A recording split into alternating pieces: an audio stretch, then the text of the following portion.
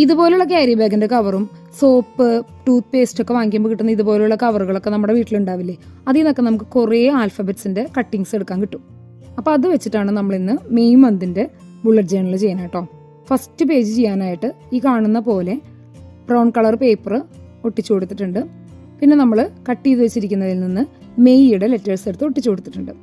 പിന്നെ നമ്മളൊരു കലണ്ടർ എഴുതി കൊടുത്തിട്ടുണ്ട്. അത് നമ്മൾ വെഡ്ഡിങ് ഇൻവിറ്റേഷനിലൊക്കെ കാണുന്ന ഒരു പേപ്പറില്ലേ, ബട്ടർ പേപ്പർ പോലെ ഇരിക്കുന്നത്, അതിലാണ് കേട്ടോ എഴുതി കൊടുത്തിരിക്കുന്നത്. പിന്നെ ഡ്രൈ ഫ്ലവറും വെച്ച് ഒന്ന് ഡെക്കറേറ്റ് ചെയ്തിട്ടുണ്ട്.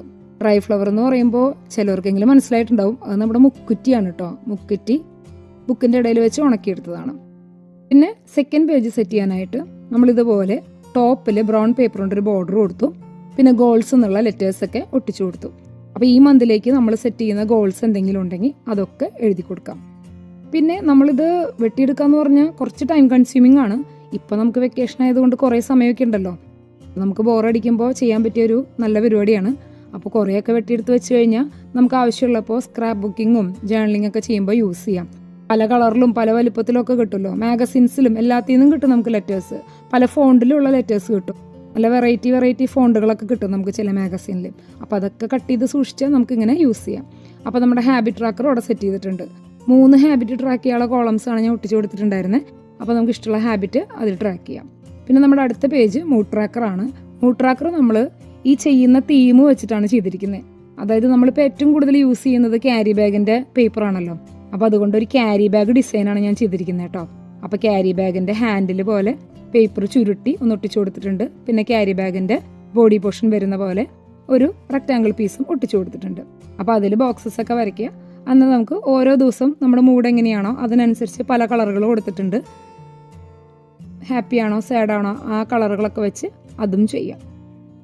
പിന്നെ നമ്മൾ അടുത്തതായിട്ട് ചെയ്യുന്നത് ഈ ജേർണലിങ്ങിൻ്റെ ലാസ്റ്റ് പേജാണ് മെമ്മറീസ് പേജ്.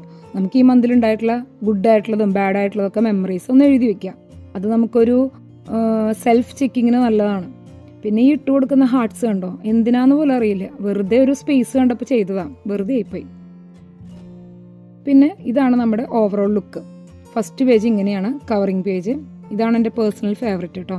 നിങ്ങൾക്ക് ഈ ബുള്ളറ്റ് ജേർണൽ പേജസിൽ ഏതാണ് ഏറ്റവും കൂടുതൽ ഇഷ്ടപ്പെട്ടതെന്ന് കമൻറ്റ് ചെയ്യാൻ മറക്കരുത് കേട്ടോ. അപ്പോൾ നമ്മുടെ സെക്കൻഡ് പേജ് ഇതാണ്, ഗോൾസ്. തേർഡ് പേജ് ഇങ്ങനെയാണ് വന്നിരിക്കുന്നത്. അപ്പോൾ ഞാൻ പ്രത്യേകിച്ച് ഒരു ഹാബിറ്റിൻ്റെ പേര് എഴുതിയിട്ടില്ല. അപ്പോൾ നമുക്ക് ഇഷ്ടമുള്ള ഹാബിറ്റ് ഏതാണോ അത് എഴുതി ട്രാക്ക് ചെയ്യാം.